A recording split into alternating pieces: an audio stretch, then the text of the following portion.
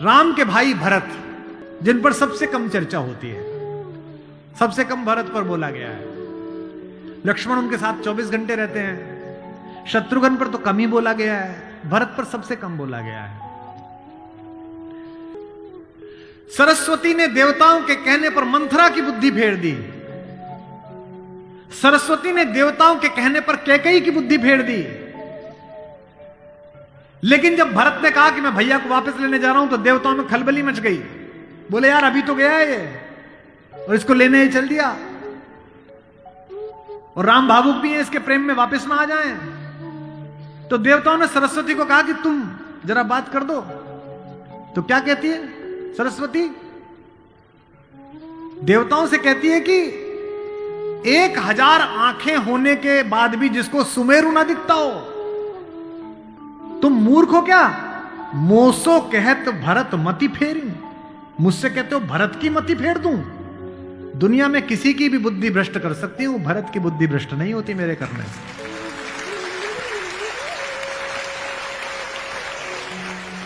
भरत जब भैया को ढूंढते हुए निकले, तो पूरे खानदान को लेकर निकले।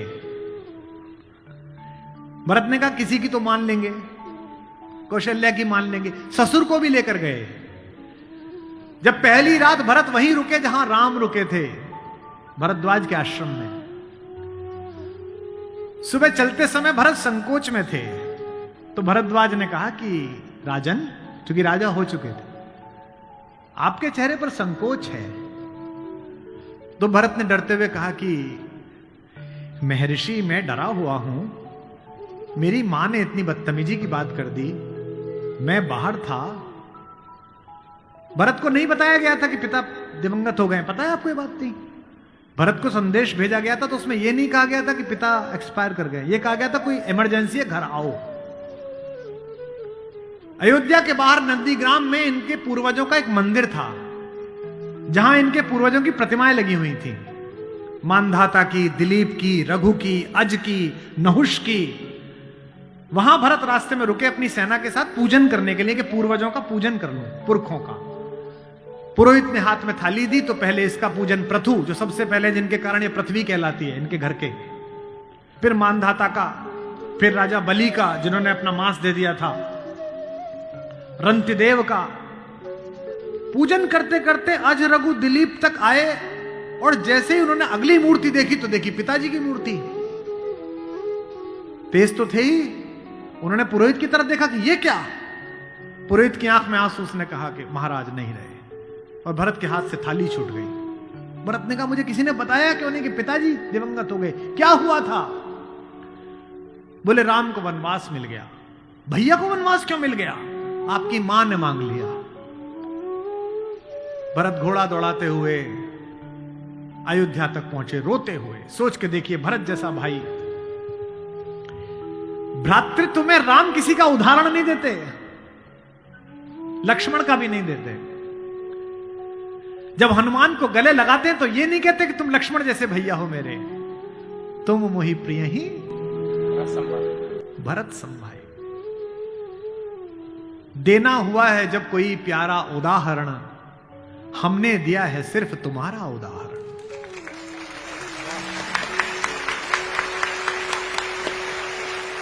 कि भरद्वाज से भरत ने पूछा कि भैया मुझे माफ तो कर देंगे ना, मैंने इतनी बड़ी गलती की, एक ऐसी गलती जो भरत ने की नहीं, उसके पश्चाताप में भरत, मां ने इतनी गलती की, मुझे माफ तो कर देंगे?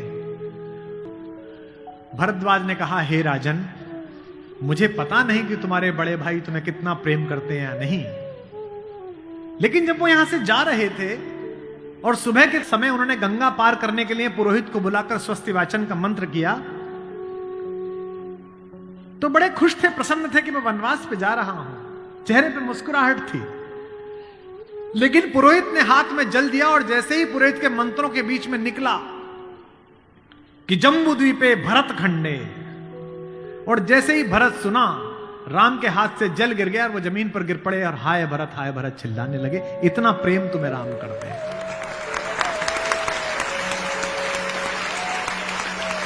राम करुणा से भरे हुए, इसीलिए करुणा निधि है। इसीलिए कहता हूं कि इस कहानी से पॉलिटिक्स सीखिए, इस कहानी से स्ट्रेटेजी सीखिए, इस कहानी से ह्यूमन वैल्यूज सीखिए, फैमिली वैल्यूज सीखिए। और जो राजनीति में लोग काम करते हैं उनसे भी अनुरोध है कि सदा जनता की भावनाएं ही सत्य नहीं होती। इस देश का पहला लोकतंत्र का मानक गढ़ा राम ने, जिसने कहा कि जनता ही सदैव सत्य नहीं है, नीति सत्य है। मैं इसको सिद्ध करके बताऊंगा अब आपको। जब राम जंगल गए तो सब दुखी थे, सब परेशान थे, हर आदमी उन्हें लौटाना चाहता था। अगर राम उसी दिन लौट आते तो सब खुश हो जाते। लेकिन राम ने जनमत का सम्मान नहीं किया, नीति का सम्मान किया। जब पहली बार चित्रकूट पहुंचे तो वन देवी उनका स्वागत करने के लिए आई। वन देवी ने पूछा कि आप मेरे यहां विश्राम करने आए हैं, मैं आपके लिए क्या कर सकती हूं। तो राम ने क्या मांगा होगा सोचो। राम ने कहा कि हे वन देवी, बाकी सब ठीक है, निभा लेंगे, पर्णकुटी बना लेंगे, फल फूल खा लेंगे, जिस रास्ते से मैं आया हूं उसके कांटे हटा देना। वन देवी ने कहा कि आप तो आ चुके, अब कांटे हटाऊं ना हटाऊं इससे क्या। राम ने जो उत्तर दिया वो आपकी आंख भिगोने के लिए काफी है। राम ने कहा कि मेरी तो कोई दिक्कत नहीं है, मेरे पैर में कांटे लग गए, पर मुझे ढूंढता ढूंढता मेरा भाई भरत इसी रास्ते से आएगा, उसको कांटे नहीं चुभने चाहिए, कांटे हटा दे।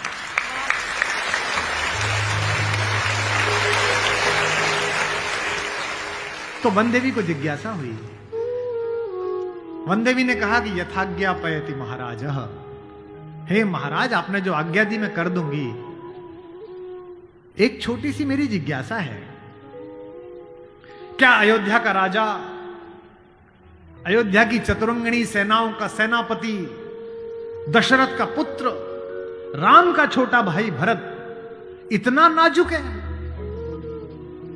कि रास्ते में चलेगा तो उसके कांटे चुभ जाएंगे? राम ने कहा नहीं, वो तो वज्र के समान है, उसकी छाती से टूटकर तो इंद्र का वज्र टूट जाता है, ये कांटे उसे परेशान नहीं करेंगे।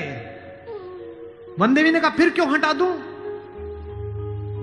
बोले परेशानी यह है कि जब उस रास्ते पर आएगा अगर एक कांटा भी चुभा तो उसका दिल यह सोचकर टूट जाएगा कि मेरे कारण मेरे भैया को इन कांटों को झेलना पड़ा है।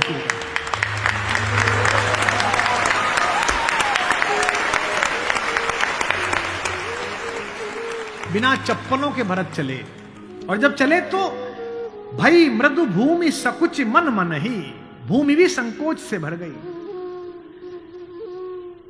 कोमल चरण चलत बिनु पनहि, कोमल चरण चलत बिनु पनहि, भई मृदु भूमि सुकुचि मन मनि। इसका मतलब यह है कि भगवान स्वयं कष्ट सह सकते हैं, पर जो उन्हें प्रेम करता है वो कष्ट सहे ये उन्हें स्वीकार नहीं है।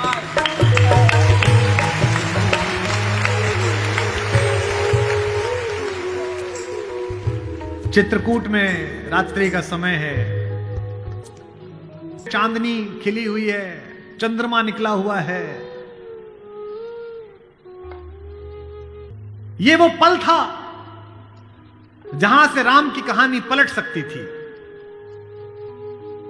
अगर दशरथ के अंधेरे कक्ष का एक निर्णय राम को इस जंगल तक लाया है मित्रों, तो आज इस पूर्णमासी के चांद के नीचे का राम का एक निर्णय राम को वापस अयोध्या ले जा सकता है या लंका ले जा सकता है। ये वो रात थी। मुझसे कोई पूछता है कि राम कथा की सबसे महत्वपूर्ण रात्रि कौन सी है, जिस दिन लक्ष्मण को मूर्छा आई वो भी महत्वपूर्ण नहीं थी, क्योंकि पता था कि बच जाएंगे।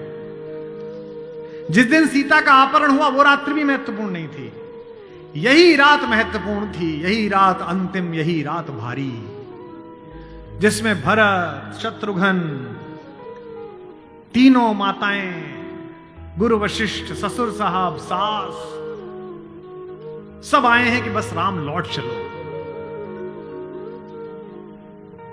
तदनंतर बैठी सभा उटज के आगे, नीले वितान के तले दीप बहु जागे। टकटकी लगाए नयन सुरों के थे वे, सब देख रहे थे। परिणाम उत्सुक उन भयातुरों के थे वे, वह चंद्रलोक था कहां चांदनी वैसी। प्रभु बोले गिरा गंभीर गूढ़ निधि जैसी। जब सबने खाना खा लिया, सबने पानी पी लिया, तब भगवान ने सबको बिठाकर पूछा। क्या सवाल पहला? भरत जैसे आदमी से, हे भरत भद्र अब कहो अभीप्सित अपना, इतनी दूर चल के आए हो, बताओ क्या चाहिए। सब सजग हो गए भंग हुआ ज्यों सपना। एक बात पूछी कि बेटा बताओ क्यों आए हो, तो क्या बोले भरत? हे आर्य रहा क्या भरत अभीप्सित अब भी। आप मुझसे पूछते हो कि मुझे क्या चाहिए? मुझे तो सब मिल गया भैया। इसी दिन के लिए तो मेरा जन्म हुआ था, पिताजी मर गए मेरे कारण, आप जंगल में बैठे हो मेरे कारण, सोने के आभूषण पहनने वाली मेरी भाभी एक वलकल पहने हुए मेरे कारण, जिसके सर पर अयोध्या का राजमुकुट होना चाहिए था उसके सिर पर जटाजूट है मेरे कारण। हे आर्य रहा क्या भरत अभीप्सित अब भी, मिल गया अकंटक राज्य उसे जब तब भी। पाया तुमने तरुतले अरण्य बसेरा, रह गया अभीप्सित शेष तदपि क्या मेरा। और मैं इसलिए भरत पर फिदा हूं कि भरत इतिहास का अकेला पात्र है जिसकी गलती नहीं है फिर भी प्रायश्चित कर रहा है।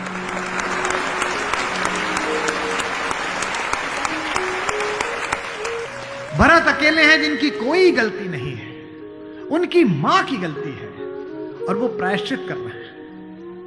यहीं से राम का लोकतंत्र प्रारंभ होता है। कैसे?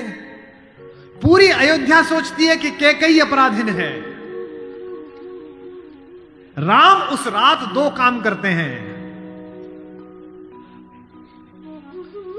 भरत को लोकतंत्र का मंत्र देते हैं और कैकेयी को स्वीकार करके क्षमा का मंत्र देते हैं। उन्हें पता था कि अगर भरत लौट भी जाएगा तो जीवन में मां से बात नहीं करेगा, पूरी अयोध्या इनके नाम पर नाराज रहेगी। इसलिए जब तीनों माएं पहुंची हैं, प्रथम राम भेंटी कैकेयी। राम ऐसे थोड़ी है कि हायरार्की नहीं जानते हो कि पहले अपनी बड़ी मां का प्रणाम करें, फिर सुमित्रा का प्रणाम करें, फिर कैकेयी का प्रणाम करें। उनको पता था कि कैकेयी के बारे में लोगों के मन में अच्छी धारणा नहीं है। अगर देश के प्रधानमंत्री या आपके प्रदेश की मुख्यमंत्री किसी ऐसे व्यक्ति को मिल लें जिसके बारे में आपकी अच्छी धारणा न बन रही हो, तो आपकी धारणा बदलती है कि प्रधानमंत्री मिले थे, मुख्यमंत्री मिली थी, इसका मतलब अच्छा है। अगर ऐसे व्यक्ति की प्रशंसा कर दें, वो तो राम है। उनको पता है कि कैकेयी की मनोदशा कैसी है। और कैकेयी खुद कहती भी है, कहती है बेटे मुझसे जो अपराध हुआ है वो किसी से नहीं हुआ है। कहते आते थे अभी सभी नरदेही, माता न कुमाता पुत्र को पुत्र भले ही। पर हाय आज यह सुने विरुद्ध विधाता, है पुत्र पुत्र ही बनी कुमाता माता। क्या कहती हैं? युग युग तक चलती रहे कठोर कहानी, थी रघुकुल में भी एक अभागिन रानी।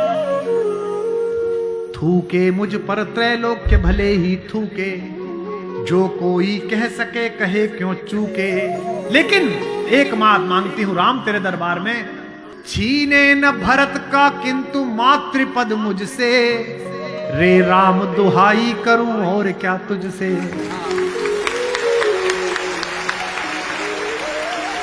सोचिए कैसा क्षण है, अपने ही बेटे को मांग रही है राम से। कैकेयी अपने बेटे के लिए कह रही है कि राम तू सबको सब देता है बेटा, मुझे सिर्फ इतना दे दे, मुझे रानी मत रहने दे, जंगल में रख ले, भरत की मां बनी रहूं बस। इसी के लिए तो सब किया था। राम ने क्या कहा?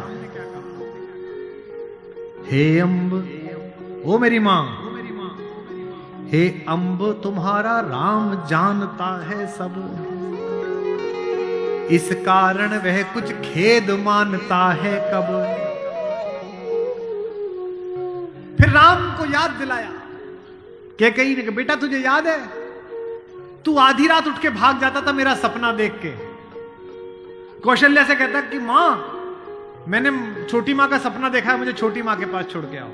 और तुझे गोदी में लेके कौशल्या मेरा दरवाजा खटखटाती थी, अरे ओ कोयल, ये तेरा कोयल का बच्चा जाग गया, रो रहा है तेरे लिए। होने पर बहुधा अर्धरात्रि अंधेरी, होने पर बहुधा अर्धरात्रि अंधेरी, जी जी आकर करती पुकार थी मेरी। लो कुहुकुनी, ओ कोयल, लो कुहुकुनी तेरा कुहुक राम यह जागा। लो कुहुकुनी अपना कुहुक राम यह जागा। निज मंझली मां का स्वप्न देख उठ भागा। होने पर बहुधा अर्धरात्रि अंधेरी,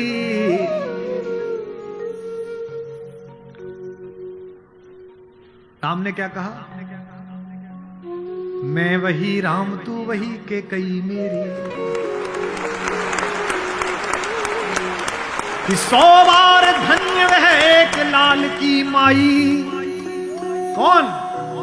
100 बार धन्य वह एक लाल की माई, जिस जननी ने है जना भरत सा भाई।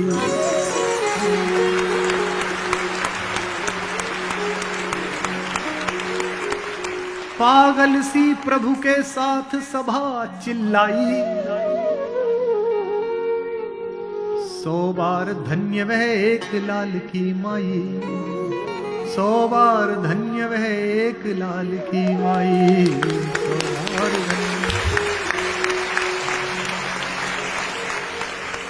कौशल्या से लेकर जनक तक सबका बहुमत राम को लौटाने का था, लेकिन राम नीति के साथ रहे, जनमत की उपेक्षा नहीं है।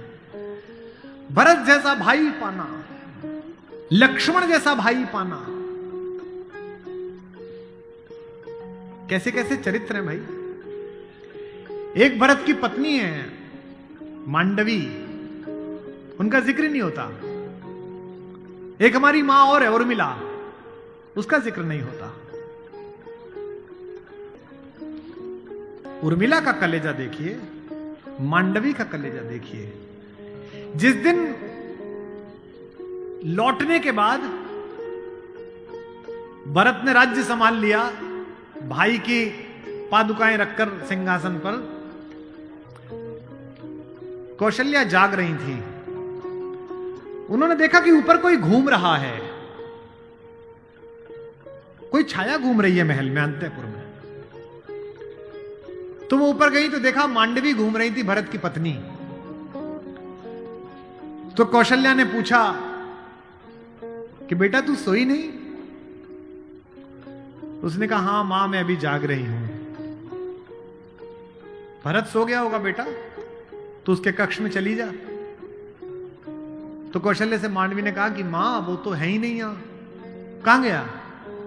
बोले उन्होंने कहा कि भैया जब तक जमीन पे सोएंगे, भैया जब तक जंगल में रहेंगे, मैं महल में नहीं रहूंगा। वो अयोध्या के बाहर जो नंदीग्राम दिखता है ना, वहां दूर, वहां उन्होंने कुटिया बना ली है, प्राइम मिनिस्टर ऑफिस वहीं बना लिया, वहीं फाइल मंगाते हैं। तुझे नहीं ले गया? संकोच में पड़ी हुई मांडवी ने कहा, मां मैंने तो कहा था आप जंगल में अकेले कैसे रहेंगे कुटिया में, मैं सेवा कर दूंगी, ले चलो। उन्होंने कहा नहीं, भाभी राम भैया के साथ चली गई हैं, तीनों माओं को देखने के लिए कोई नहीं है, तुम यहीं रहो, उनकी जिम्मेदारी हम पर है। कौशल्या ने कहा कि बेटा सो जा। बोले मां वो उनकी कुटिया दिख रही है, उसमें अभी दीपक जला हुआ है, यानी कि वो अभी काम कर रहे हैं। एक बार वो दीपक मंगल हो जाए, अंधकार हो जाए, तो मैं भी जाकर सो जाऊंगा। ऐसी मान